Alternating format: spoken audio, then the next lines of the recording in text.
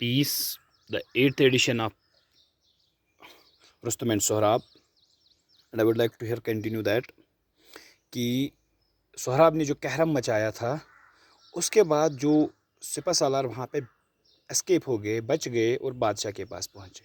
तो मैं बताऊँ, जैसे उन्होंने जो टेरर, जो खौफ, जो वो मैसेज देना चाहते थे पर्शिया को, किंग ऑफ पर्शिया को, काकोस को, तो देखिए उसका ऐसा कैसा असर रहा। तो ये है आपका who is this, what is his name, asked the king. वो कौन है, उसका नाम क्या है, बादशाह पूछ रहा है। दे कॉल हिम सोहराब, उसको सोहराब बुलाते हैं। वो the man said he fights like a lion, और only hope is now Rustum. वो शेर के जैसे लड़ता है, उसकी दहाड़, उसकी चाल, वो कुछ ऐसी है। बस अब हमारे पास एक ही होप बची है, उसका बाप रुस्तुम। हालांकि यहाँ पे मैं एक और बात ऐड कर दूँ। अब ये जो स्टेज आया था, तन सोहराब बड़ा हो गया था, तो उसके उसी बरक्स तो रुस्तुम तो वो ओल्ड हो गया होगा, बूढ़ा हो गया होगा, एजिंग साइंस आ गई होंगी। तो देख लीजिए अब कैसे होता है। जस्ट देन ए तार तार soldier came with a message, it was from Sohrab. The message said, I shall spare the Persian army if your champion will fight me with a single combat. तो अभी एक वहाँ पे मैसेंजर आ गया, जैसे हम को यहाँ पे पता है, एक मुखबिर आ गया, मैसेज लेके आ गया। तो सोहराब ने भेजा था उसे बादशाह के पास, कहा मैं तो छोड़ दूंगा आपको, मैं तो छोड़ दूंगा आपको। This means the bravery, the message, the courage he has sent, with this he has sent his message to the kakos.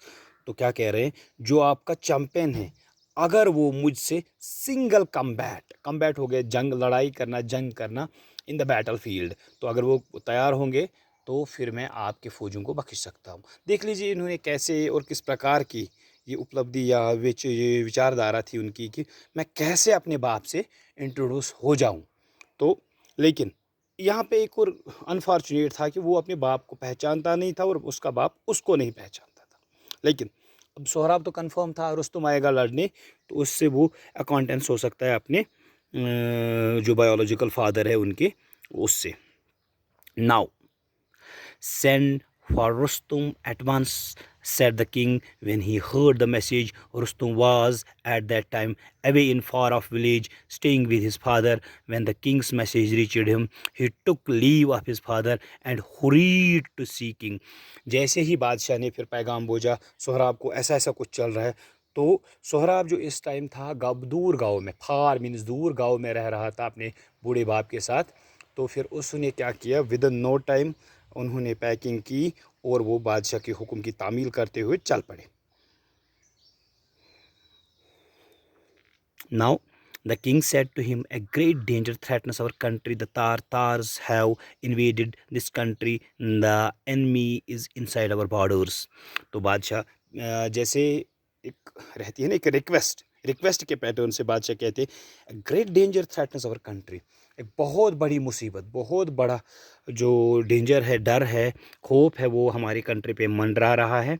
तो तार तार के जो लोग हैं, जो पास के जो तनमे का विले वो जो था शहर, तो वहाँ से जो लोग आ रहे हैं वो हमारे बॉर्डर के इस पार है, मतलब उन्होंने हमारे बॉर्डर क्रॉस करी है और यहाँ बैठे हुए, तो जो हमारे लिए चिंता का विषय है।